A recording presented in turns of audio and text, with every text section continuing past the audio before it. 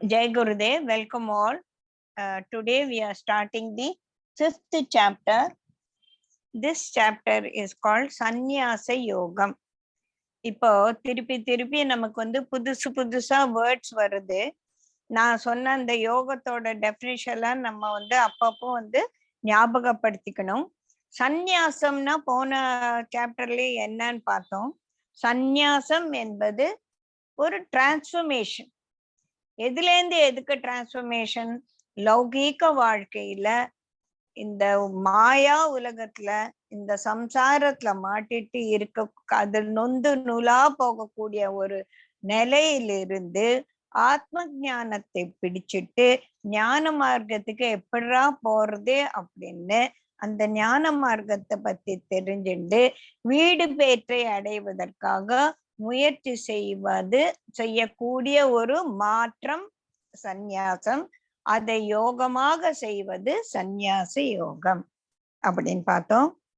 சந்நியாச யோகம் வந்து உலக வாழ்க்கையில் பற்று நீங்கி வீடு பேறு அடைவதையே குறியாக கொண்டு கர்மத்தை துறந்து ஞான மார்க்கத்தில் ஈடுபடும் யோகம் சந்நியாச யோகம். இங்க வந்து நம்ம சந்நியாச யோகத்தையும் கர்ம யோகத்தையும் வந்து கம்பேர் பண்ண போறோம். அப்படின்னா நமக்கு கர்மயோகமும் ஒரு டெஃபினிஷனுக்குள்ள நமக்கு வரணும். ஓயாமல் கர்மத்தில் ஈடுபடுவது கர்மயோகம்.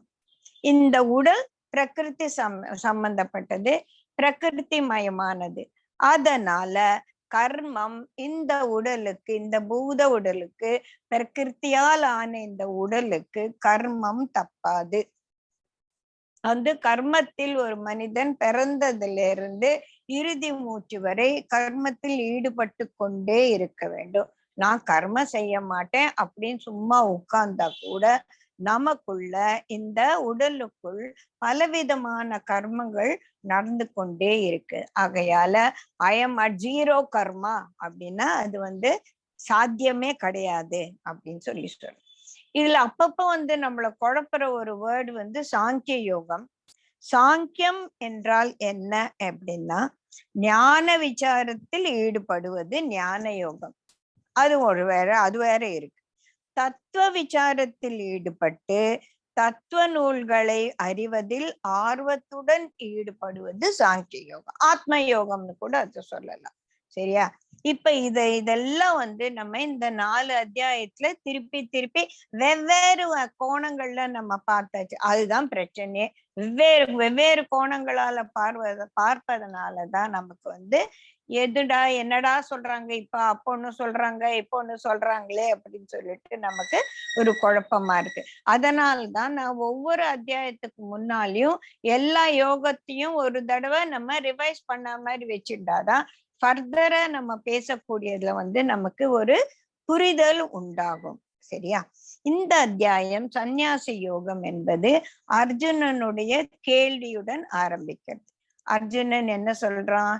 அர்ஜுன உவாச்ச சந்நியாசம் கர்மணாம் கிருஷ்ணா புனர்யோகம் சம்சசி யஸ்ரேய ஏதயோரேகம் தன்மே ப்ரூஹி சுநிஷ்சிதம்.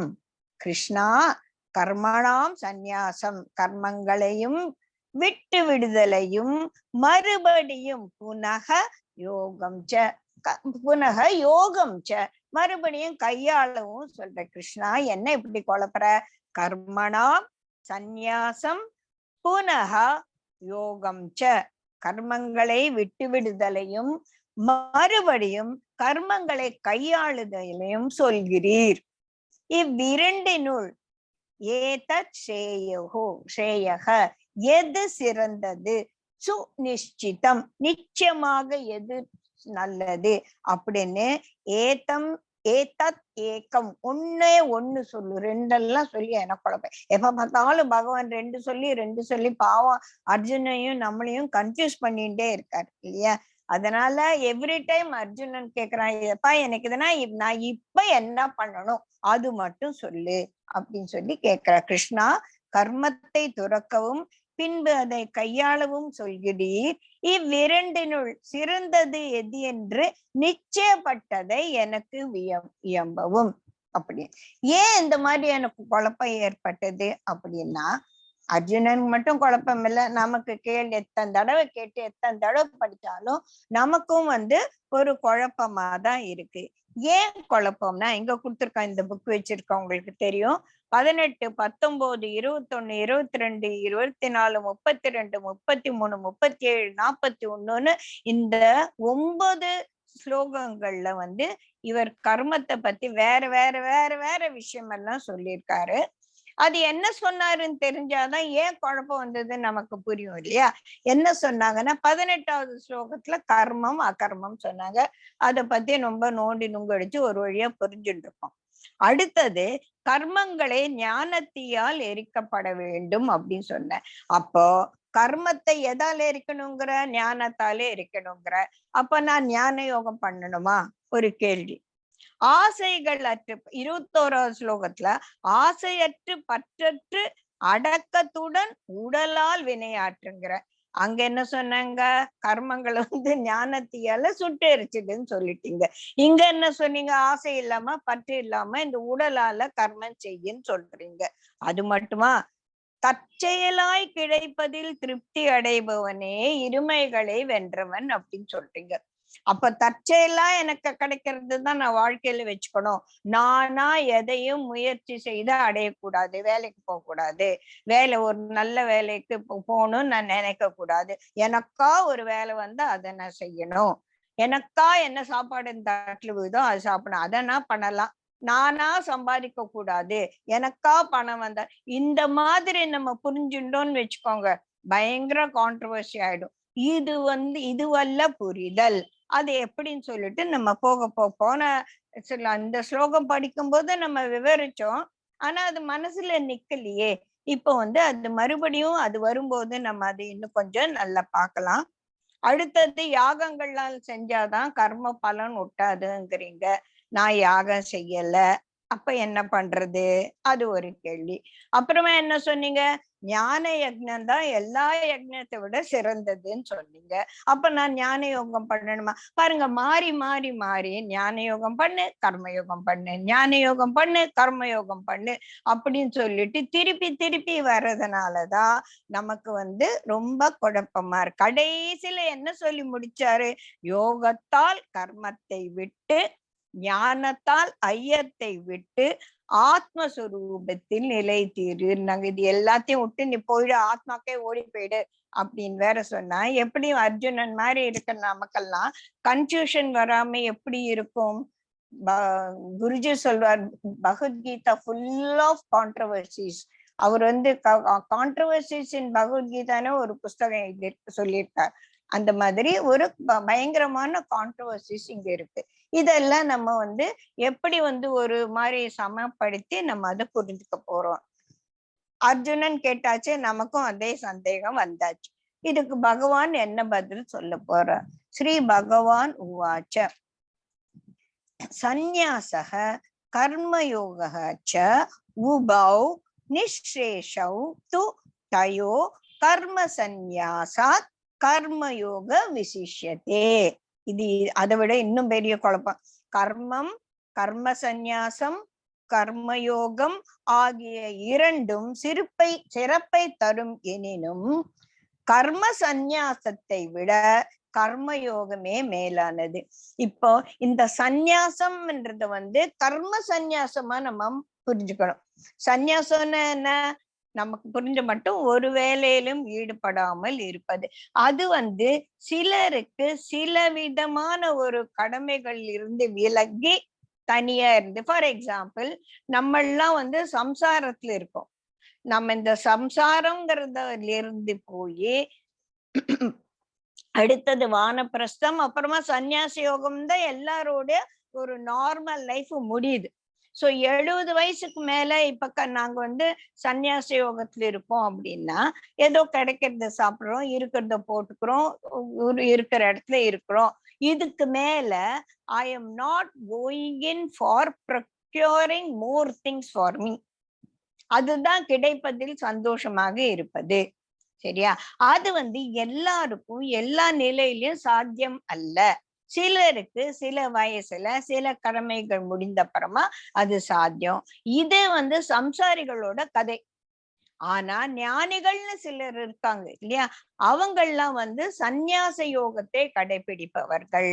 அவங்க சந்நியாச யோகத்தை கர்ம சந்நியாசமாக செய்கிறார்கள். அப்படின்னா என்னன்னா, அவர்கள் கர்மத்தை துறந்தவர்கள். எந்த மாதிரி கர்மத்தை துறந்தவர்கள்? நான் இன்னும் வேலைக்கு போகணும், அந்த கர்மத்தை துறந்தாச்சு. நான் இன்னும் சம்பாதிக்கணும், அந்த கர்மத்தை துறந்தாச்சு. எனக்கு விதவிதமான சாப்பாடும் ட்ரெஸ்ஸும் எனக்கு ஆசையா இருக்கு, அதெல்லாம் நான் போய் வாங்கணும், அதையும் திறந்தாச்சு. இந்த மாதிரி இந்த உடல் சம்பந்தப்பட்ட விஷயங்களில் பற்று அற்று, இதுதான் பற்று இல்லாமல் ஒரு கர்மத்தில் ஈடுபடுவது அப்படின்னு சொல்லி. இவங்க என்ன கர்மம் பண்றாங்க? நித்திய கர்மம் எல்லாரும் பண்ணுதான் ஆகணும். இவங்க என்னென்ன கர்மம் பண்ண போறாங்கன்னு 5வது ஸ்லோகத்துக்கு மேல நம்ம பார்க்க போறோம். சோ இது ஒரு கூட்டம், இவங்க சந்நியாசிகள். இவங்க என்ன பண்ணாங்க? கர்மத்தை சந்நியாசம் பண்ணிட்டாங்க, கர்மத்தை துறந்தவர்கள். இன்னொரு கூட்டம், அவங்க யாரு? கர்மம் செய்பவர்கள், கர்மத்தில் ஈடுபட்டவர்கள். எப்படி ஈடுபட்டிருக்காங்க? கர்மத்தை ஒரு யோகமாக செய்பவர்கள். 2 குரூப். சரியா? அப்ப கிருஷ்ணர் என்ன சொல்றாரு 2வது ஸ்லோகத்துல? ரெண்டும் நல்லதுதான். இவன் இங்க போய் சேருவான்னா இவனும் சுத்தி வழிச்சுட்டு அங்கேயேதான் போய் சேருவாங்க. இதுக்கு எப்பவுமே அந்த புஸ்தகத்துல ஒரு எக்ஸாம்பிள் கொடுத்திருக்கு. அப்பவே பிரபாவதிக்கு சிரிப்பு வந்தாச்சு. ரைட்? சோ பத்ரிகாசிரமம் போகணும் அப்படின்னு சொல்லிட்டு ஒரு எண்ணம் இந்த 2 குரூப்புக்கும் இருக்கு. சன்னியாசின்றவன் ஏரோப்ளேன்ல போற மாதிரி, அவன் நேர ஏரோப்ளேன்ல போய் பத்ரிகாசத்துல இறங்கி எல்லாம் பார்த்துட்டு இன்னொரு ஃபிளைட்ல ஏறி வீடு வந்துடுறான். நம்மள மாதிரி இருக்கிறவங்க ஃபிளைட்ல போக காசு இல்ல, ட்ரெயினை பிடிச்சு பஸ்ஸை பிடிச்சு அங்க போய் அங்க இருந்து ஒரு வண்டியை பிடிச்சு ஒரு 5 மணி நேரம் டிராவல் பண்ணி நொந்து நூலாய் போய் சேர்றோம். நானும் போய் தரிசனம் பண்ணுவேன், அவங்களும் தரிசனம் பண்ணுவாங்க. இதுதான் என்ன பெரிய வித்தியாசம் அப்படின்னா, இந்த கர்மயோகி இருக்கான்ல, அவன் வாழ்க்கையில கர்மத்தை செஞ்சு செஞ்சு செஞ்சு செஞ்சு அவன் மனது பண்பட்டு போயிருக்கும். பஸ்ல போகும்போது எத்தனையோ பேரை பாக்குறோம், ட்ரெயின்ல எங்கேயோ நின்னுடுது, சாப்பாடு கிடைக்குது, சாப்பாடு கிடைக்கல. ஆனா நம்ம குறியெல்லாம் என்ன? பத்ரிகாசிரமம் போய் நம்ம பகவானை பார்க்கணும், அதுலதான் மனசு இருக்கே ஒழிய சாப்பாடு கிடைச்சதா கிடைக்கலையா, நல்ல சாப்பாடா, வீடு மாதிரி கட்டில படுத்து தூங்குனேனா, இதை எல்லாமே தாண்டி தாண்டி மனது பக்குவப்பட்டு போய் சேர்றோம் நம்ம அங்க இல்லையா? இவங்களுக்கு பிளைட்ல போனவங்களுக்கு ஆல்ரெடி, சன்னியாசிகளுக்கு ஆல்ரெடி மனம் பக்குவப்பட்டு போயாச்சு. சரியா? அவங்களுக்கு இந்த மாதிரி ட்ரெயினை பிடிச்ச பஸ்ஸை பிடிச்சு போக வேண்டிய, அதாவது கர்மம் செய்ய வேண்டிய ஒரு தேவை இல்லை. நமக்கெல்லாம் கர்மத்தை சந்நியாசம் பண்ண முடியாத ஒரு நிலை. அதனால நம்ம கர்மத்தை செஞ்சுட்டே நம்ம அதே வழிக்குதான் போறோம். சோ 3வது ஸ்லோகம் என்ன சொல்லுது அப்படின்னா, மகாபாஹோ யஹ ந த்வேஷ்டி ந காங்க்ஷதி சஹ நித்ய சந்நியாசி நேயஹ ஹி நிர்த்வந்தஹ பந்தாத் சுகம் பிரமுச்சியதே. என்ன? பெருந்தோளுடையாய் அப்படின்னு அர்ஜுனனை கூப்பிடுற. விருப்பு வெறுப்பு இல்லாதவன் நித்திய சந்நியாசிதான் எனப்படுகிறான். ஏனெனில் இருமைகள் அற்றவன் எளிதில் பந்தத்திலிருந்து விடுபடுகிறான். இதுக்கு பெஸ்ட் எக்ஸாம்பிள் நாம சம்சாரிகள் தான். ரைட்டா? சரி, இப்ப சம்சாரி என்ன பண்றான்? ஒரு ஹவுஸ் ஒய்ஃப் எல்லாருக்காகவும் தானே சமைக்கிறாங்க. சொந்த விருப்பு வெறுப்புகளுக்கு நம்ம இடம் கொடுத்துட்டு இருந்தானா நம்மளால ஒரு நல்ல ஹவுஸ் ஒய்ஃபாவும் ஒரு குடும்ப தலைவியாவும் இருக்க முடியாது. ஃபார் எக்ஸாம்பிள் நான் என்னையே எடுத்துக்கிறேன். 21 வயசுல நான் ஒரு பெரிய லெக்சரர் ஆகணும், அப்படியே ஒரு எங்க மிஸ் மேத்யூஸ்ன்னு சொல்லி எங்க எத்திராஜ் காலேஜ் பிரின்சிபல் இருந்தார், அவங்கள மாதிரியே ஆகணும் அப்படின்னு பெரிய கனவு எனக்கு. எம்எஸ்சி படிக்க முடியல, அங்கேயே விருப்பம் போயாச்சு. அதோட விட்டாங்களா? இஷ்டமே வெறுத்த கல்யாணம் பண்ணிக்கோ. சரி, வெறுப்பையும் விட்டாச்சு. கல்யாணம் பண்ணிட்ட அப்புறமா ஐ am not hating my position. அப்ப நான் என்னோட குடும்பத்தையும் என்னோட நிலைமையும் நான் வெறுத்து எரிச்சலோட இருந்திருந்தேன்னா இந்த குடும்பத்தை நான் இவ்வளவு தூரம் நான் வந்து சகிச்சுட்டு கொண்டு வந்திருக்க முடியாது இல்லையா? This is my example. Most of you are doing the same thing. சொந்த வெறுப்பு எல்லாம் காணாம போயாச்சு. அதனால நான் வந்து நொந்து நூல உம்முன்னு இருக்கேன்ல. I am happily doing my job as a housewife, my job as a teacher, procuring money for the family, taking care of everybody. Everything has been done. Everything was done with good involvement, கமிட்மெண்டோட தான் பண்ணும். C இங்க commitment ஜெனனிக் தான் நான் அதை சொல்லிட்டு இருக்கேன் நானு.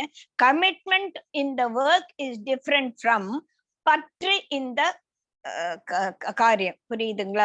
இருமைகளை அற்ற நிலை வந்து நான் கமிட்டண்டா செய்யறதுன்னு அர்த்தம் கிடையாது. Commitment is there. That is a different aspect of the karma.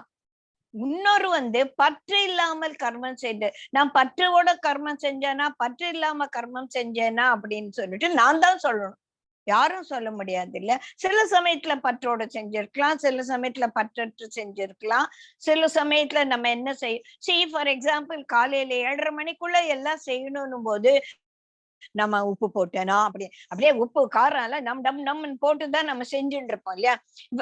மைண்ட்ல அதான் அஷ்டாவதானே நான் முதலே சொல்லியிருக்கேன். ஒருவேளை மனசுலோடு நம்ம இன்னைக்கு கிளாஸ்ல போய் என்ன எடுக்கணும், அந்த சப்ஜெக்ட் நமக்கு தெரியுமா, பேப்பர் எல்லாம் கரெக்ட் பண்ணியாச்சா, நோட் எடுத்துட்டு போடுமா, அதுவும் மனசுல ஓடின்னு இருக்கு. சாம்பார்ல உப்பு போடுவோம், காய போடுவோம், எல்லாத்தையும் போடுவோம், பொண்ணுக்கு ஜடை போடுவோம், மாமியாருக்கு காஃபி குடிப்போம். So all these things were happening. விருப்பு வெறுப்பு காணாம போச்சு, இருமைகள் காணாம போச்சு. அப்போ நம்மளா நிச்சய சன்னியாசியாதான அன்னையில இருந்து இருந்திருக்கோம். எப்படி? கர்மயோகியா இருப்பவன், கர்மத்தை நிஷ்காமியமாக செய்பவன் கர்ம சந்நியாசி தான். சோ நானும் அந்த இடத்துக்கு போயாச்சு இல்லையா? அதுதான் இங்க முக்கியமான ஒரு தாத்பரியம். விருப்பம் வெறுப்பும் இல்லாதவன் நித்திய சந்நியாசி எனப்படுகிறான். ஏனெனில் இருமைகள் அற்றவன், எளிதில் பந்தத்திலிருந்து விடுபடுகிற. நம்மளால் தான் அந்த பந்தத்திலிருந்து பற்று பாசத்துல இருந்து வெளிவர முடியும். நான் சன்னியாசி எப்படி? நான் உனக்கு கல்யாணமே, ஒருவேளை நான் மிஸ் மேத்யூஸ் மாதிரி ஒரு லெக்சரரா போயிருந்தா எனக்கு இவ்வளவு ஞானம் வந்திருக்காதோ என்னவோ, என்னால பகவத்கீதை படிக்க முடிஞ்சிருக்குமோ இல்லையோ தெரியாது. Because that life has gone. I can't say that அந்த லைஃப் இதை விட சிறப்பா இருந்திருக்கும், மோசமா இருக்கு, கம்பேர் பண்ணவே முடியாது. பிகாஸ் அந்த லைஃப் என்னன்னு எனக்கு இப்ப தெரியாது இல்லையா? அன்னைக்கு தெரிஞ்சது இன்னைக்கு தெரியாது. What ever it is.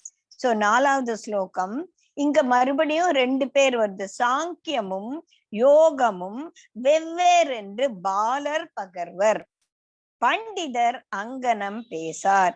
இவற்றுள் ஒன்றை உறுதியாக அனுஷ்டிப்பவன் 2 பலனையும் பெறுகிறான். இதுதான் கர்மயோகி. கர்மயோகி என்ன பண்றான்? கர்மானுஷ்டானம் பண்றான். மனசு எப்படி இருக்கு? நிஷ்காமியமா இருக்கு, பற்று இல்ல, அதுல வெறுப்பு இல்ல, இருமைகள் கடந்து இவன் கர்மயோகி செஞ்சிட்டு இருக்கா. எல்லா சம்சாரிகள் எல்லாரும், most of you if you are like that, அந்த மாதிரி நம்ம இருந்தானா வாழ்க்கையில நம்ம வந்து நொந்து நூலாக வேண்டிய அவசியமே இருக்காது. வாழ்க்கை நம்ம நல்லா புரிஞ்சுட்டு இருப்போம். அப்பதான் வந்து அந்த சந்நியாசம், த டிரான்ஸ்பர்மேஷன் would have happened. ஒரு 40 வயசுக்கு மேலன்னா அந்த டிரான்ஸ்பர்மேஷன் வந்தே ஆகணும். அப்பதான் வந்து வாழ்க்கையில வந்து நம்ம ஒரு சரியான அட்மாஸ்பியர், ஒரு பேலன்ஸ்ட் ஆட்டிடியூட்ல நம்ம வாழ்க்கையை கொண்டு போக முடியும். இங்க சாங்கியமும் யோகமும் அப்படின்னு சொல்றாங்க. சாங்கியம்னா சந்நியாச யோகம், யோகம்னா கர்மயோகம். புரியுதுங்களா? அது ரெண்டையும் புரிஞ்சுக்கோங்க. சாங்கியம்னா இங்க சந்நியாசம். ஏன்னா நம்ம சந்நியாச யோகத்தையும் கர்ம யோகத்தையும் தான் இந்த சாப்டர்ல நம்ம கம்பேர் பண்ணிட்டு இருக்கோம். சோ அதுக்கு வெவ்வேறு பேர்ல அதை வந்து சொல்றாங்க. சாங்கியம் சந்நியாசம், யோகம் கர்மம், அது அனுஷ்டானம். யோகம்னாலே சம் ஒர்க் இல்லையா? அது வந்து அப்படி சொல்லும். சோ சாங்கியமும் யோகமும் வெவ்வேறு என்று பாலர் பகவர். பாலர் யாரு? புத்தி இல்லாதவங்க. அத சரியா புரிஞ்சுக்காதவங்க தான் அந்த மாதிரி சொல்லுவாங்க. ஆனா பண்டிதர் யாரு? எல்லாத்தையும் நல்லா புரிஞ்சுண்டவர். அந்த மாதிரி ரெண்டையும் போட்டு குழப்ப மாட்டாங்க. இவற்றுள் எதையான ஒண்ணு உறுதியாய் அனுஷ்டிப்பவன் இரண்டின் பலனையும் இரண்டின் பலன் என்ன? இதோட பலன் வீடு பேரு, இதோட பலன் வீடு பேரு அடைதல். சோ ரெண்டுக்கும் பலன் ஒண்ணுதான், அத அடைவார்கள் அப்படின்னு சொல்லி 4வது ஸ்லோகத்துல சொன்னாங்க. 5வது ஸ்லோகத்துல சாங்கியர் அடையும் பேற்றை யோகியரும் அடைகின்றனர். யாரு? சன்னியாசிகள் எதை போய் சேர்றாங்களோ, கோல், வாட் இஸ் த குறி, அதே குறிய இவன் சுத்தின்னு போய் அங்கேதான் போய் சேருவான். யோகியும் அடைகின்றனர். யோகி யாரு? கர்மயோகி. சாங்கியர் யாரு? சன்னியாசி யோகி. ஓகேயா? சாங்கியத்தையும் யோகத்தையும் ஒன்றாக காண்போம் உண்மையை காண்கிறான். அவன் தான் புரிஞ்சுண்டு எல்லாத்தையும் அங்க பார்த்துட்டு இருக்கான். அடுத்த ஒரு பேராகிராஃப் ரொம்ப இம்பார்ட்டன்ட். நான் படிச்சுட்டு அப்புறமா எக்ஸ்பிளைன் பண்றேன். அறிவை கையாண்டு இயற்கையின் இயல்பு எத்தகையது என்று எண்ணி பார்ப்பது சாங்கியம். சாங்கியம்னா என்ன? ஆத்ம ஞானம். என்ன படிப்பான்? தத்துவ விசாரத்துல ஈடுபட்டிருப்பான். அப்ப அவன் ஞான நூல்கள் படிச்சிருப்பான். அவன் ஞான நூல்கள் படிச்சு தத்துவ விசாரத்தில் ஈடுபட்டு ஆத்ம ஞானத்துல இருந்தானா பிரம்மா எது, பரமாத்மா எது, பிரகிருதி எது என்ற ஒரு தீர்மானமான ஒரு புரிதல் அவனுக்குள்ள இருக்கும். அப்ப அவன் பிரகிருத்திய நல்லா புரிஞ்சுட்டானா, பிரகிருதி மாயா சக்தி, அதுல காலை வச்சோன்னா மாட்டிப்போம். அது நம்மள மாட்டிக்காம விடாது. அதுல மாட்டிக்கும் போது இது மாயையால வந்தது, திஸ் இஸ் நாட் ரியல் அப்படின்ற ஒரு புரிதல் இந்த சன்னியாசிக்கு வந்தாச்சு. புரியுதுங்களா? அறிவை கொண்டு இயற்கையின் இயல்பு எத்தகையது என்று எண்ணி பார்ப்பது சாங்கியம். ஞான மார்க்கம் என்பதும் அதுவே. அப்படி விசாரித்து பார்க்கும் இடத்து பிரகிருத்தியில் பற்று வைப்பதே துன்பம் அனைத்துக்கும் முதற் காரணம் என்பது விளக்கும். இந்த பிரகிருத்தியில நம்ம என்ன பற்று வைக்கிறோம் அப்படின்னா, இந்த பிரகிருதி ஒரு பெரிய வலைய நம்ம மேல போடுது, அதுதான் மாயாவலை. மாயாவலை என்ன பண்ணுது நம்மள? மாயை என்ன பண்றது? அது ஒரு பெரிய சக்தி.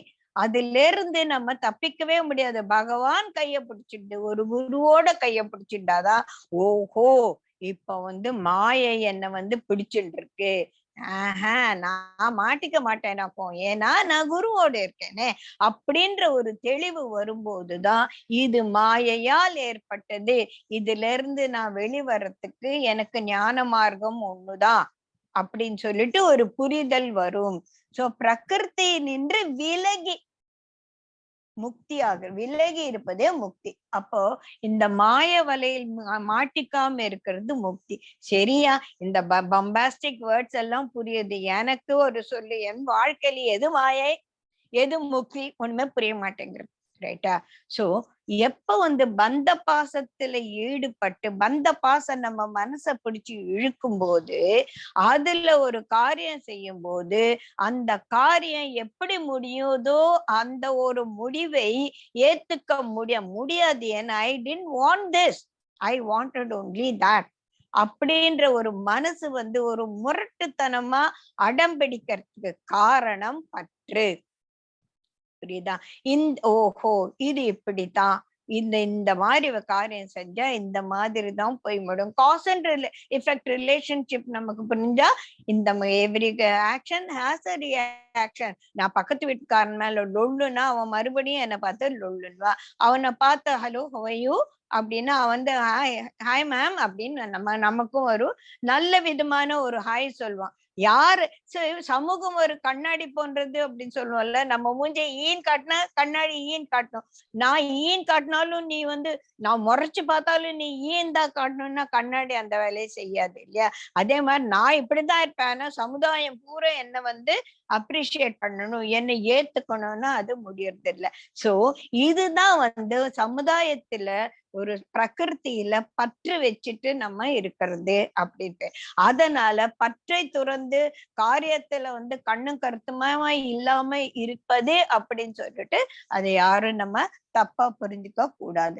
பற்றில்லாத கர்மம் செய்பவனுக்கு பிரகிருத்தியானது தாய் போன்று துணை புரிகிறது. இந்த பிரகிருத்தியே நமக்கு ஹெல்ப் பண்ணுது இல்லைங்களா? இதான் மத்தியானம் ஒரு சினிமா பார்த்தோம், அதுல அப்படிதான் சொன்னாங்க. விவசாயம் பண்ண நீ வந்துட்டேன்னா அந்த பூமி தாய் உன்னை தாய் மாதிரி ஏத்துட்டு உனக்கு விவசாயத்தை அதுவே கத்து தரும் அப்படிங்கிறாங்க. அந்த மாதிரிதான் பிரகிருத்தியும். பிரகிருத்தியில நான் பற்று இல்லாம அதோட that is row about gently down the stream அப்படின்னு சொல்ல மாதிரி அதோடயே பிரகிருத்தினோட இயல்பையே நான் போனேன்னா எனக்கு அந்த பிரகிருதி ஹெல்ப் பண்ணும். எதுக்காக ஹெல்ப் பண்ணும்? நான் இந்த பூலோகத்தை புரிஞ்சுட்டு என் வாழ்க்கையை புரிஞ்சுக்கிறதுக்கு அதுவே எனக்கு ஹெல்ப் பண்ணும் அப்படின்னு சொல்லிக்கிறேன். ஆற்றலும் அறிவும் ஆனந்தமும் பெருகும்படி செய்யும் எது? இந்த பிரகிருதி. எப்போ அதனா கைய கோத்துக்கிட்டு அதோட மாயா வலையில மாட்டிக்காம அப்படியே இருக்கும்போது அது எனக்கு நல்லது செய்யும் அப்படின்னு சொல்ற. பிரகிருத்தியில் கட்டுப்படாதிருப்பதே அதன் கண் புனிதம் காண்பதற்கு ஏற்ற உபாயம். Very good sentence. இது மட்டும் வேர்ட் பை வேர்ட் நம்ம புரிஞ்சுக்கிட்டோம்னு வச்சுக்கோங்க. பிரகிருத்தியில் கட்டுப்படாம இருப்பது. நீ என்ன சொன்ன? இப்போ பிரகிருத்தியே கைப்பிடிச்சுக்கோன்ற, அப்புறம் பிரகிருத்தியில கட்டுப்படாம இரு அப்படிங்கிற. அதாவது அடுத்தது வரும் பாருங்க, தாமரை இலை தண்ணீர் போல அப்படின்னு சொல்லிட்டு அந்த மாதிரி இருப்பதுதான் முக்திக்கு வழி. நம்ம பற்று வச்சா எப்படிங்க முக்தி? இதுதான் நம்ம யோக வசிஷ்டால ஒரு 12 கிளாஸ்ல பார்த்துட்டு இருக்கோம். இந்த சாப்டர்ல முதல்லயும் நம்ம பார்த்தாச்சு இல்லையா? இங்கனம் சாங்கியமும் யோகமும் ஒன்றாகிறது. இரண்டும் ஒன்று என்று அறிந்தவனே உண்மையை அறிகிறான். சாங்கிய யோகம் வேற, கர்ம யோகம் வேற அப்படின்னு கிடையாது. சாங்கிய யோகம்னா என்ன? துறவு. எதை துறக்கணும்? பலனை துறக்கணும். பலனை துறக்கணும் அப்படின்னா நான் கர்மம் செஞ்சுட்டு போயிருப்பேன், பலன் எப்படி இருந்தாலும் ஏற்றுக்கொள்வது. அதுதான் பலனில் பற்று இல்லாமல் செய்வது. இந்த 2 மார்க்கங்களுள் பொதுவாக எல்லா சாதகர்களுக்கும் நன்கு பயன்படுவது எது? அத சொல்லு. சரி, ஓகே, ரெண்டும் ஒண்ணுதான், நான் என்ன பண்ணணும், எனக்கு எது உபயோகமா இருக்கும் அப்படின்னு கேக்குறார். பெருந்தோள் படைத்தவனே, கர்ம யோகம் செய்யாது கர்ம சந்நியாசம் பெறுதல் எளிது அன்று. நீ முதல்ல கர்ம யோகம்னா என்னன்னு தெரிஞ்சுக்கணும். எதை நீ தொடர்ந்த அது தெரியணும் இல்ல? ஃபார் எக்ஸாம்பிள், நான் இந்த எக்ஸாம்பிள் எவ்வளவு ஆப்டோ எனக்கு தெரியாது, எனக்கு தோணிச்சு. ஃபார் எக்ஸாம்பிள், ஒரு அப்பா, அவருக்கு ஒரு பெண் குழந்தை, வைஃபே இறந்து போயிட்டார், இவருக்கு சமைக்க தெரியாது. சோ அந்த குழந்தைய வெளியில சாப்பாடு வாங்கி கொடுத்தே பழகிட்டாரு, அப்படியே வளர்த்துட்டாரு. அந்த குழந்தை சாப்பாடு எப்போமானா அப்பா வரவழைப்பார். சோ சாப்பாடு வீட்டுல செய்யறதுன்றதே கிடையாது. இப்ப போக போக நம்ம வீட்டு குழந்தைங்களை பால் எங்கம்மா கிடைக்குதுன்னா பாக்கெட்ல இருந்து வருதான்னு சொல்லுமே ஒழிய பசுமாட்டுல இருந்து பால் கறக்கணும்ன்ற ஒரு ஐடியாவே இருக்காதுன்னு நினைக்கிறேன் இல்லையா? அந்த மாதிரி இந்த குழந்தைக்கு வீட்டுல சமைக்கணும். அவங்க எப்ப யாருன்னா பிறந்ததுல இருந்து சமைச்சு பார்த்திருந்தா தானே. அது கல்யாணம் ஆகி போய் மறுநாள் என்னமா சமைச்சிட்டு என்ன சமையல் அப்படின்னா என்ன அப்படின்னு தானே கேட்கும். சோ அந்த மாதிரி கர்மம் என்னன்னே தெரியலன்னு வச்சுக்கோங்க. அப்ப நான் கர்மத்தை சந்நியாசம் பண்ணிட்டேன்னா புரியறதே இல்லை. சோ கர்மம் என்பது என்னன்னு தெரியணும். எந்த கர்மம் கர்மத்தில் அகர்மத்தில் கர்மம் புரியணும். எந்த கர்மம் விலக்கப்பட்ட கர்மம் தெரியணும்.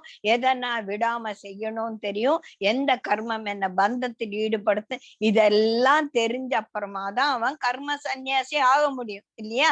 சோ கர்மம் என்பது என்னன்னு கர்மயோகமே தெரியாதவன் கர்ம சந்நியாசி ஆக முடியாது. நான் திறந்துட்டேன், எதையோ திறந்தேன்னு எனக்கு தெரியாது அப்படின்னு அது ஒரு தமாஷா இருக்கும். அது அஞ்சு.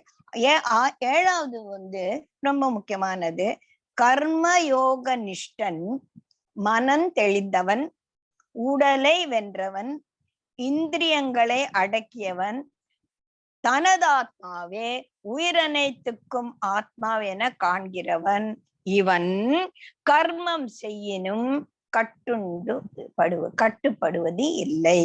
யோக நிஷ்டன், யோக பிரஷ்டன்றது யோகத்தை தப்புந்தவரமா விட்டுட்டவன். யோக நிஷ்டன், the person who is following karma yoga, அவன் எப்படி இருப்பான்? மனம் தெளிந்தவன். அவனுக்கு மனசுல குழப்பமே கிடையாது. there is no delusion at all in this person. உடலை வென்றவன், அவன் உடலுக்கு இம்பார்ட்டன்ஸ் கொடுக்கறது இல்லை. இதெல்லாம் நம்ம பின்னால ஒவ்வொன்னு புட்டு புட்டு புட்டு வைக்க போறார் பகவான். எப்படி உடலுக்கு அந்த 3 குணத்திரைய விபாக யோகம் வரும்போது நமக்கு இது இன்னும் கொஞ்சம் நல்லா புரியும். உடலை வென்றவன் அப்படின்னா என்ன? எனக்கு இன்னைக்கு முதுகு வலிக்குது, நான் கர்மயோகி, சரியா? 7:30 மணிக்குள்ள சாப்பாடு செய்யணும், ஸ்கூலுக்கு ஓடணும். இப்ப நான் முதுகு வலிய பாப்பேனா என்னோட வேலையை பாப்பானா? வேலையில் நான் ஈடுபடும் போது ஆமா காலையில முதுகு வலிச்சிட்டு இருந்துச்சே, என்ன ஆச்சு அப்படின்னு கேட்க வேண்டி வரும் இல்லையா? Most of us would have experience this. ஆமாண்டா காலையில எல்லாம் முதுகு வலிச்சிட்டு இருந்துச்சே. அப்புறம் ஹஸ்பண்ட் கேக்குறாரு, ஏதோ முதுகு வலிக்கு. ஆமா சொன்னேன் இல்ல, அது தெரியல, அது எப்படியோ போயிடுச்சு. அது போச்சா இல்ல இன்னும் வலிச்சுட்டு இருக்கா? நம்மளோட கர்மத்தில் நம்ம முழுவதுமாக ஈடுபடும் போது இந்த உடலை வென்ற நிலை, அதுதான் உடலை வென்ற நிலை. இந்திரியங்களை அடக்கியவன். காலையில எழுந்த உடனே பசிக்குது, ஐயோ அப்போ நமக்கு என்ன தோணும்? ஐயோ குழந்தைங்க எல்லாம் எட்டாங்க, அம்மா பெரியவங்க எல்லாம் எழுந்தாச்சு, எழுந்த உடனே அவங்களுக்கு காஃபி கொடுக்கணும். சரி காஃபி போடு. நீ காஃபி குடிக்கணும்னு நினைப்போமா, காஃபி போடணும்னு நினைப்போமா? இல்லையா? சோ நம்ம கர்மத்துல 100% ஈடுபட்டு இருக்கும்போது காஃபி போட்டு எல்லாருக்கும் கொடுக்கணும், இதுதான் கர்மம். இந்த கர்மம் தான் ஞாபகம் இருக்கு, கர்மம் பிடிச்ச கர்மம் இதுதான் ஞாபகம் இருக்கு. அப்போ நம்ம இந்த கர்மத்தில் தான் ஈடுபடுவேமே ஒழிய நம்ம இந்திரியங்கள் காஃபி கேக்குற வாயால அது மறந்தே போச்சு இல்லையா? அந்த மாதிரி இந்திரியங்களை அடக்கியவன் தனதாத்மாவே, ஐயோ எனக்கு இப்ப காஃபி குடிக்கணும்னு இருக்கு, மாமியார் பாவம் வயசானவங்க, அவங்க எழுந்த உடனே சூடா காஃபி கேட்பாங்க அப்படின்னு சொல்லிட்டு எல்லாருக்கும் இது மாதிரி தான் இருக்கும் அப்படின்றது அங்க தானுங்கிறது அப்படியே கர்மத்துல கரைஞ்சிடுது. ஏன்னா இங்க ஞானமும் இருக்கு. ஞானம் இல்லைன்னா, சாங்கியம் இல்லைன்னா, ஆத்ம ஞானம் இல்லைன்னா இந்த ஒரு ஆட்டிடியூட் வராது. இந்த ஆட்டிடியூட் வரலன்னா காலை எழுந்த உடனே கோபம் தான் வரும். அவன் எல்லாம் வந்த உடனே காஃபி காஃபி காஃபின்னு உயிரை எடுப்பாங்க, போட்டு தொலையலாம் அப்படின்னு காஃபி சட்டியை தூக்கி போடதான் தோணும் இல்லையா? சோ அப்ப அந்த கர்மத்துல நம்ம முழுமனதாக ஈடுபடவே முடியாது. கர்மத்தில் முழுமனதாக ஈடுபடணும் அப்படின்னா கர்ம சந்நியாசம் அங்க இருக்கணும், சந்நியாச யோகம் மனதுல இருக்கணும். ஒரு சந்நியாசியாலதான் அது செய்ய முடியும். அப்படி பார்க்க போனா பக்கா சம்சாரி சுத்தமான சந்நியாசி, சரி பக்கா சம்சாரின்னா அவன் சுத்த சந்நியாசி இல்ல இல்ல அப்பதானே அந்த சந்நியாச மனது இருந்தாதான் அந்த கர்ம யோகம் நமக்கு கைவரப்படும். தனது ஆத்மாவே என்ன காரணம்? கர்மம் செய்யினும் கட்டுப்படுவது இல்லை. சூப்பரான ஒரு ஸ்லோகம் இது. இந்த வேறுபாடற்ற மனோபாவம் தான் சம்சாரம் நான் சொன்னதே இங்க சொல்லிட்டாங்க. சம்சாரம் நீடிப்பதற்கு காரணம் எது? இந்த மாயை. ஐயோ எங்க மாமியார், என் பொண்ணுங்களுக்கெல்லாம் இப்ப நம்ம அப்ப அந்த மாயை வலை இல்லைன்னா நான் என்னதான் கர்ம சந்நியாசியா இருந்தாலும் அந்த ஒரு செயல் சந்நியாச யோகமா நடக்கணும்னாலேயே இந்த மாதிரி ஒரு ஆட்டிடியூட் நமக்கு இருக்கணும். இந்த வேறுபாடற்ற மனோபாவம் தான். எந்த வேறுபாடற்ற மனோபாவம்? நான் வேற, என் குடும்பம் வேற, நான் வேற, பக்கத்து வீட்டுக்காரன் வேற அப்படின்ற அந்த வேறுபாடு அற்ற மனோபாவம் தான் இதுக்கே காரணம். எதுக்கு காரணம்? இந்த மாயைக்கே காரணம். சோ இது நல்வழியில் செலுத்துவதும் சத்துவகுணம் மேலோங்கி நிற்பதுமாகிய வித்யா மாயையில் சரண் புகுதலே ஒருவன் சரண் புகுந்தாலே ஒருவன் ஈஸ்வரனை அடைவான். ஈஸ்வரனை நேரில் கண்டு அவனுடைய சொரூபத்தை அறிந்தவன் தான் உண்மையான முக்தன். அப்படின்னா நான் பரலோகம் போய் ஈஸ்வரனை பார்த்துட்டேனா? ஈஸ்வரனை எங்க பார்க்கணும்? நம்ம ஆத்மாவில நமக்குள்ள அந்த சாட்சாத்காரம் ஏற்படணும். ஆஹா இதுதான். அப்போ அந்த ஆத்மாவுல கொஞ்ச நேரமான தியானத்துல ஈடுபட்டு இருக்கும் போதுதான் அந்த சாட்சா்காரம் என்பது, ஈஸ்வர தரிசனம் என்பது நமக்கு ஏற்படும். இது அவுட் ஆஃப் பிராக்டிஸ். அபியாசேன வைராகியேன நீ இத கடைபிடிக்கணும் அப்படின்னு சொல்லிட்டு பகவான் சொல்றார். அடுத்தது 8வது ஸ்லோகம். கர்ம பந்தத்தினின்று விடுபட்டதன் அறிகுறி. இப்ப நான் செஞ்சேன், என் வாழ்க்கை பூரா 70 வயசு 50 வயசு ஒரு சம்சாரியா இருந்தேன். நான் கர்ம பந்தத்துல இருந்து செஞ்சானா, கர்ம சந்நியாசியா செஞ்சேனா அப்படின்றதுக்கு what are all the indications? ஜெய்ஸ்ரீயோட லைஃப நீங்க பார்த்தனா, நீங்க உட்கார்ந்து அனலைஸ் பண்ணுங்கப்பா. என் வாழ்க்கையை பத்தி நான் எல்லாருக்குமே சொல்லியிருக்கேன். நீங்க அனலைஸ் பண்ணுங்கப்பா. நம்ம கர்ம பந்தத்தோட கர்மம் பண்ணோமா, சந்நியாச யோகத்துல பண்ணோமா அப்படின்னு ஜெய்ஸ்ரீயோட லைஃப் ஆனா அவங்களோட வாழ்க்கைய அனலைஸ் பண்ணி பாத்துக்கலாம். அப்பதான் நம்மளோட விடுபட்டதன் அறிகுறிகள் என்ன அப்படின்னு சொல்லி பாக்குறான். 8, 9 சேர்த்து படிச்சிடலாம். தத்துவம் தெரிந்த யோகி பார்க்கினும் கேட்கினும் தீண்டினும் மோப்பினும் அருந்தினும் நடக்கினும் உறங்கினும் சுவாசிக்கினும் பேசினும் கழிக்கினும் பிடிக்கினும் கண் திறந்திருப்பினும் கண் மூடி இருப்பினும் பொருள்கள் புலனில் போகின்றன என்று உறுதி கொண்டு நான் ஒன்றையும் செய்கிறேன் இல்லை என்று நினைப்பான். யாரு? தத்துவம் தெரிந்த யோகி. இப்ப இந்த தத்துவம் தெரிந்த யோகின்னு ஒரு 3வது ஆள் வந்துட்டான். இவன் சன்னியாசியா கர்ம யோகியா? இவன் சன்னியாசியா இருந்தாதான் இந்த ஒரு ஆட்டிடியூட் வரும். கர்மயோகியா இருந்தாதான் இதெல்லாம் செய்வான். இல்லைன்னா அவன் கண்ண மூடின்னு உட்கார்ந்துருப்பான். சோ கர்ம சந்நியாசி இங்க அவன் கர்ம யோகத்தை சந்நியாச யோகமா செஞ்சுட்டு இருக்கான். இது கொஞ்சம் புரியறது கஷ்டமா இருக்கும். நீங்க யோசிச்சு பாத்தீங்கன்னா கொஞ்சம் ஈஸியா புரியும். இவனுக்கு தத்துவம் தெரியும் அப்படின்னா என்ன அர்த்தம்? ஆத்ம ஞானம் இவனுக்கு தெரியும். ஓகே, அப்படின்னா என்ன அர்த்தம்?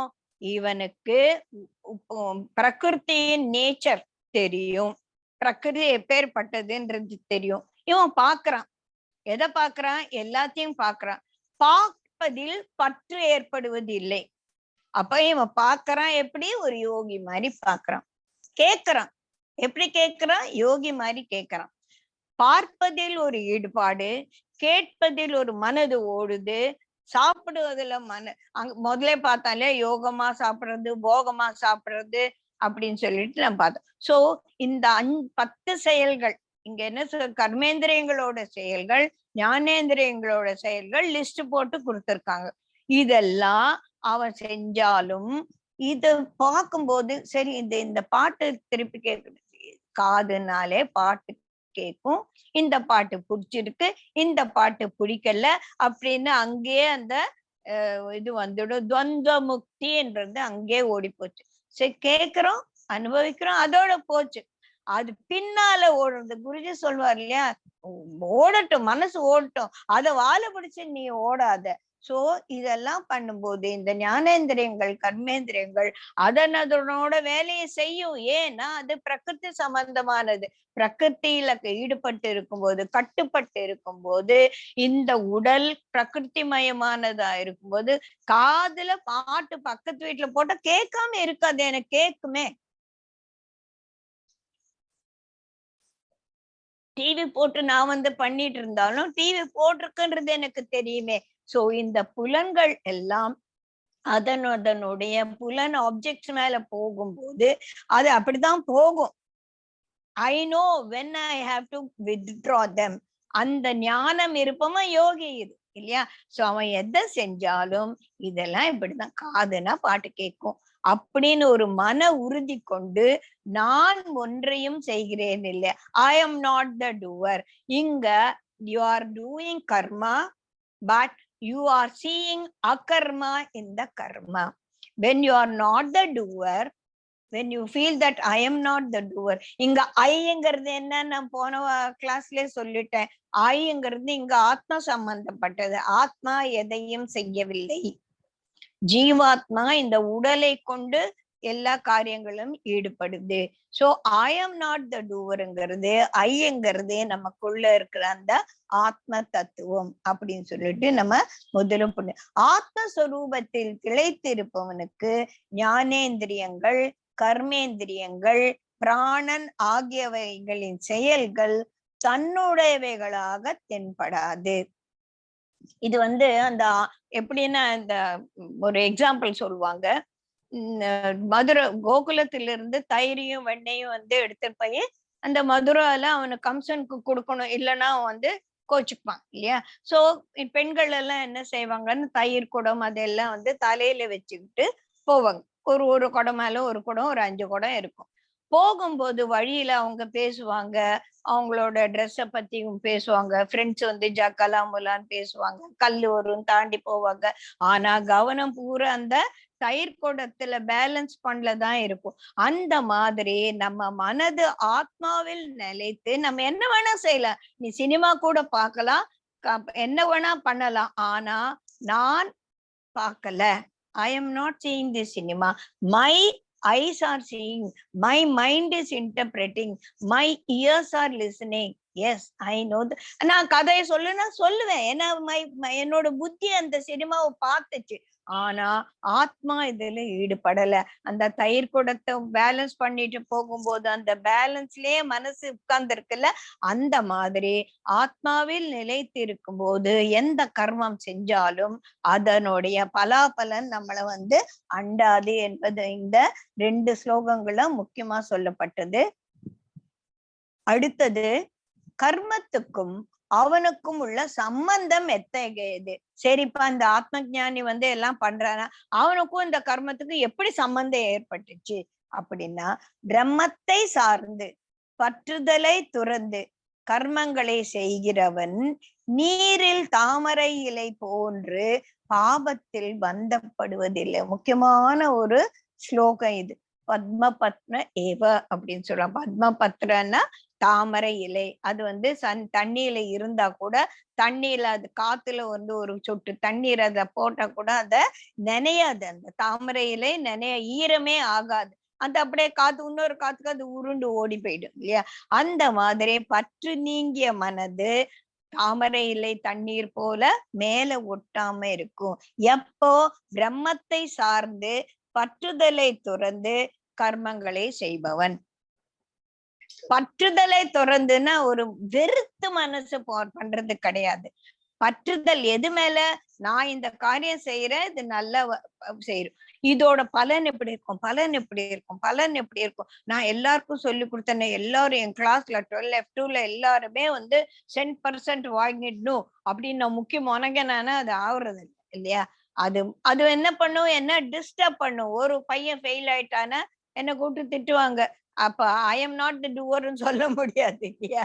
சோ அப்ப எங்க I am the doer, I am not the டூவருங்கிறது நமக்குள்ள குழப்பம் இல்லாம புரியுது என்பது மிக மிக முக்கியம். 11வது ஸ்லோகம்.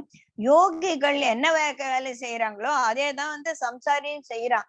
யோகிகள் பற்றை துறந்து சித்த சுத்திக்காக வெறும் காயத்தாலும் மனதாலும் புத்தியினாலும் இந்திரியனாலுமே கர்மங்கள் செய்கிறார்கள். அவங்களோட உடல், புத்தி, காயம் எல்லாம், இந்திரியங்கள் எல்லாமே பற்றை அதனால அவன் வேலை செய்யறான். மனது எங்க இருக்கு, ஆத்மாவுல தான். நான் எங்க இருக்கேன், ஆத்மாவுல நிலைச்சிருக்கேன். இதுதான் யோகி பற்றை துறந்து கர்மம் செய்வது அப்படின்னு சொல்லுது. யோகி வினை பயனில் பற்றற்று நிஷ்டை நின்று உதிக்கும் சாந்தியை அடைகிறான்.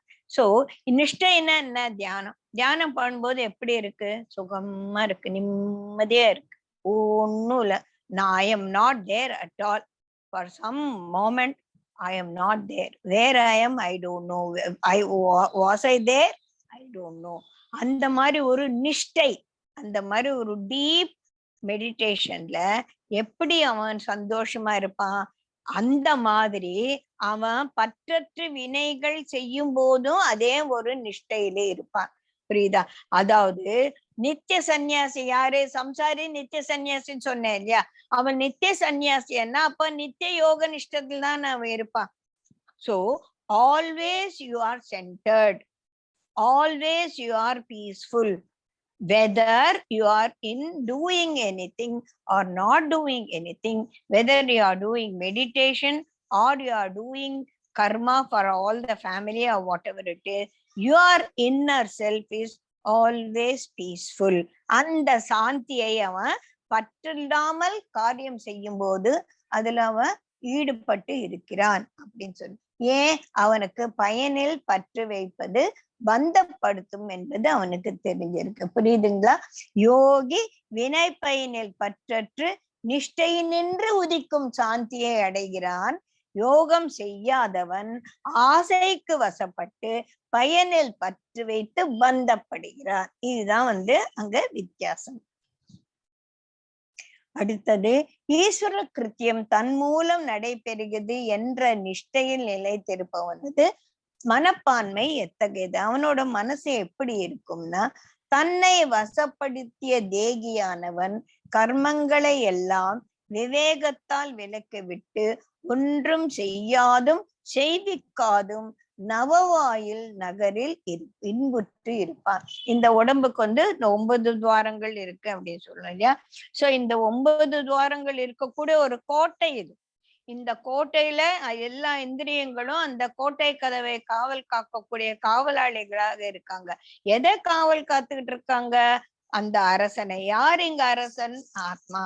சோ இந்த பற்றற்று வேலை செய்பவர்கள், இந்த இந்திரியங்கள், இந்த 9 துவாரத்தையும் பார்த்துட்டு இருக்கக்கூடிய ஒரு சிப்பாய்கள் அவங்க வேலையை செஞ்சிட்டு இருக்காங்க. அரசன் எப்படி இருக்கான்? அவனோட சிம்மாசனத்துல உட்கார்ந்து நிம்மதியா இருக்கான். அந்த மாதிரி இந்திரியங்கள் வேலை செஞ்சிட்டு இருக்கு, உடல் வேலை செஞ்சிட்டு இருக்கு, மனது கர்மத்தில் ஈடுபட்டு இருக்கு. ஆனா ஆத்மா நவபுரியில் இருக்கக்கூடிய அந்த அரசனை போல நிம்மதியா இருக்கு. அதுதான் இந்த ஈஸ்வர கிருத்தியம். அப்போ நான் செய்யற காரியம் எல்லாம் ஈஸ்வரார்ப்பணம் அப்படின்னு சொல்லுவோம். சோ ஈஸ்வர கிருத்தியம் தன் மூலம் நடக்கிறது. I am only the instrument in the hands of the Bhagavan அப்படின்ற போது எனக்கும் அந்த கர்மத்துக்கும் சம்பந்தம் கிடையாது. ஆனா யார் கர்மம் செய்யறாங்க? நான் தான் கர்மம் செய்யறேன். இது கர்மத்தில் அகர்மம் என்ற ஒரு நிலையை நமக்கு எக்ஸ்பிளைன் பண்ணுது. கர்மம் பிரகிருதிக்குரியது, ஆத்மாவுக்கு இல்லை. அப்படிதான் திருப்பி திருப்பி சொல்றாங்க. இந்த அடுத்த 14, 15வது ஸ்லோகம் ரொம்ப முக்கியமானது. ஏன்னா ஈஸ்வரனுக்கும் ஜகத்துக்கும் உள்ள தொடர்பை நம்ம இப்ப பார்க்க போறோம். 14வது, வினை தலைமை,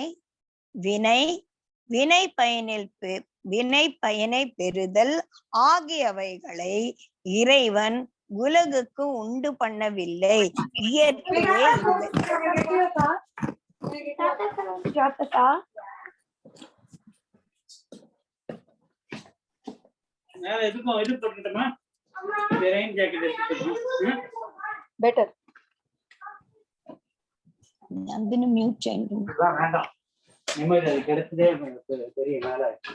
Maithili, please mute.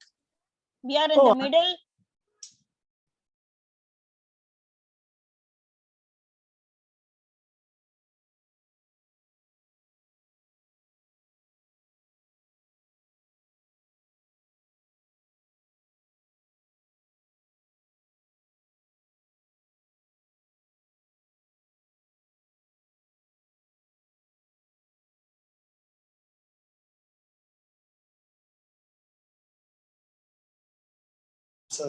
No problem. Okay, right. Sorry. So வினை தலைமை, வினை பயன் பெறுதல் ஆகியவைகளை இறைவன் உலகுக்கு உண்டு பண்ணவில்லை. இயற்கையே இங்கனம் செய்கிறது. இது this is the nature of the பிரகிருதி. பிரகிருதிக்கே இன்னொரு பேர் இயற்கைன்னு சொல்லுவோம் இல்லையா? சோ இயற்கை இதுதான் என்னோட, this is my nature because my prakriti is like that. So இந்த பிரகிருதிமயமான இந்த பிரகிருத்தில அதோட வேலையை செஞ்சுட்டு இருக்கு. பகவான் படைச்சு விட்டுட்டார். சோ இந்த இயற்கையில் நடக்கக்கூடியதுக்கெல்லாம் பகவான் பொறுப்பில்லை. இப்ப இவ்வளவு பெரிய புயல் அடிச்சது போன வாரம், இதுக்கு பகவான் தான் காரணம் அப்படின்னு நம்மளால சொல்ல முடியுமா? No, that is the nature. அட்மாஸ்பரிக்ல சேஞ்சஸ் வரும்போது, pressure differences வரும்போது, the movement of air happens from a high pressure to a low pressure. இதுக்கும் பகவானுக்கும் என்ன சம்பந்தம்?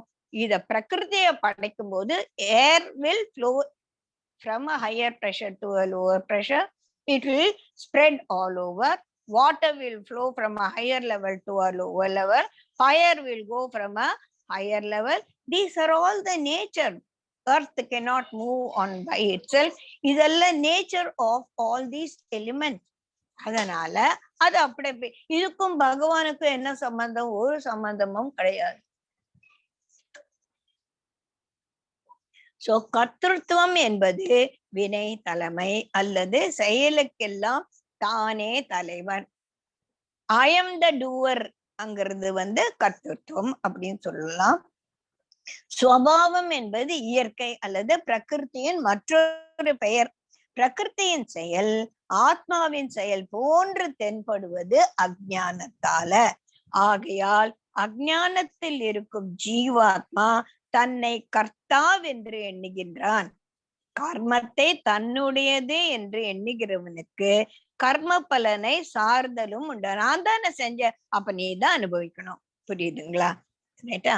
சோ இவையாவும் உண்மையில் பிரகிருத்தியின் செயல்களே ஒழிய ஆத்மாவின் செயல்கள் அல்ல என்று சொல்றாங்க. இத இன்னும் கொஞ்சம் எக்ஸ்பிளைன் பண்றாங்க.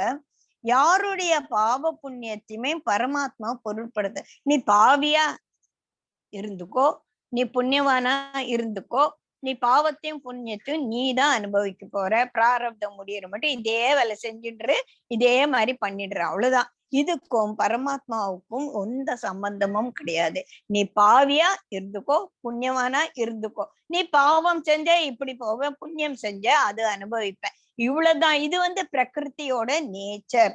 இதுக்கும் பரமாத்மாவுக்கும் சம்பந்தம் கிடையாது. அப்போ கிருஷ்ணர் ஒண்ணுமே பண்ணலையான கிருஷ்ணர் தான் மகாபாரத யுத்தத்தை பூரா செஞ்சார்.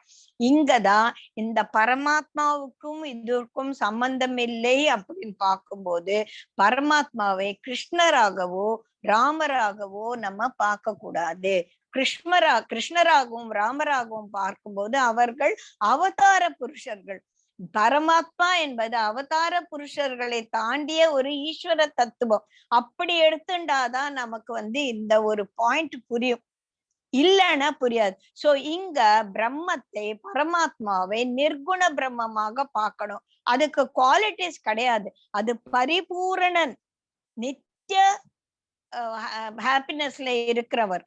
அவருக்கும் இதுக்கும் சம்பந்தம் கிடையாது. ஸ்பட்டிகம் மாதிரி அவர். తిప్పి ఎవరో మాట్లాడుతుండ్రు. మలర్ చాలామే టీచర్స్తారు.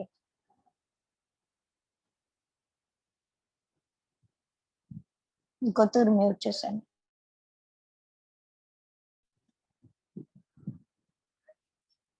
சரி, நடுவுல நீங்க பேச ஆரம்பிச்சு வீட்டுல இருக்க சத்தமெல்லாம் கேட்கும் போது it is really very very disturbing. Those who join late, please take care to keep your mic in the muted form. This is a request from me. இப்போ அந்த flow தடப்பட்டு போறது இல்லையா, மறுபடியும் I have to regain it. அது கொஞ்சம் டைமும் waste ஆகுது. நமக்கு இன்னும் 10 நிமிஷம் தான் இருக்கு வேற. சோ இது ரொம்ப முக்கியமான இதுல வேற நம்ம மாட்டிட்டு இருக்கோம். ஓகேயா? Please be very very careful about it. So ஸ்பட்டிகம் எப்படி பக்கத்தில் வச்ச ஒரு கலர் லைட் எடுத்துக்குமோ அந்த மாதிரி தாமே ஒடிய பிரகிருத்தியை ஒடிய அந்த ஸ்பட்டிகத்துக்கு எந்த விதமான வர்ணமும் கிடையாது. அந்த மாதிரி பரமாத்மாவுக்கு எந்த விதமான குணங்களும் கிடையாது. அவர் ஒரு ஸ்பட்டிகம் போன்றவர். ஈஸ்வரனுக்கும் ஜெகத்துக்கும் உள்ள தொடர்பு இங்கு விளக்கப்பட்டிருக்கு. இது மறுபடியும் ஒரு கோட்பாடாக வர்றது, குறிச்சு வச்சுக்கோங்க. ஈஸ்வரன் ஆனந்த ஸ்வரூபி, பரிபூரணன், காரண காரியத்தில் அவனுக்கு சம்பந்தப்பட்டவன் என்பது அவனது ஸ்வரூபத்துக்கு சிறிதேனும் பொருந்தாது. அவனுடைய சன்னிதான விசேஷத்தால் பிரகிருதிக்கு சர்வ சக்தியும் அமைகிறது. பிரகிருத்தியோடு தன்னை இணைத்துக் கொள்கையில் ஜீவன் பந்தத்துக்கு ஆளாகிறான்.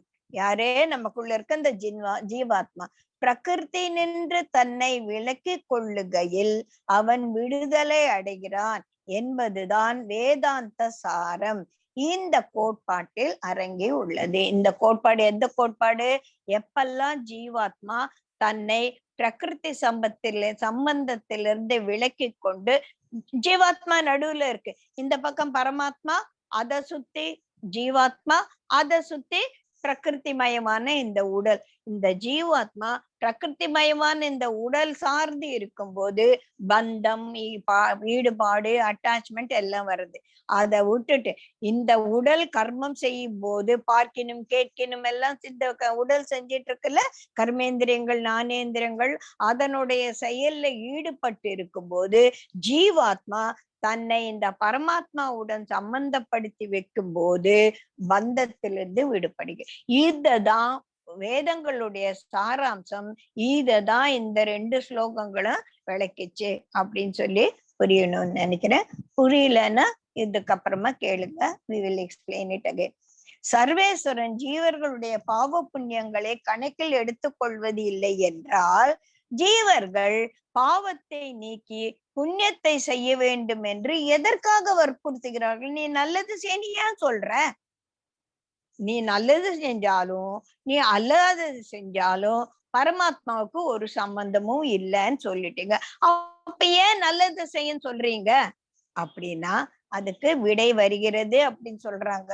அது விடையா இல்லையான்னு நம்ம தான் டிசைட் பண்ணும். யாருடைய அஜ்ஞானம் ஆத்ம ஞானத்தால் அழிக்கப்படுகிறதோ அவர்களுக்கு ஆத்ம ஞானம் சூரியனை போன்றதாக பரம்பொருளை விளக்குகிறது அப்படின்று சொல்றதுதான் இந்த இதுக்கு ஆன்சர்ன்னு சொல்றாங்க. அது எப்படிராது அப்படின்னு கொஞ்சம் பார்க்கலாம். கர்ம பலன் நல்லதோ தீயதோ அதை அனுபவிப்பவன் ஜீவன் தான். புரியுதா? நம்ம நல்லது செஞ்சா நல்லது அனுபவிப்போம், பொல்லாது செஞ்சா ஏதோ வேண்டாம் சாப்பிட்டோன்னா வயிறு வலிக்கிறது இல்லையா? அத கர்மத்துக்கு நான் தான் பொறுப்பு, அதோட பலனையும் நான் தான் அனுபவிக்கணும்.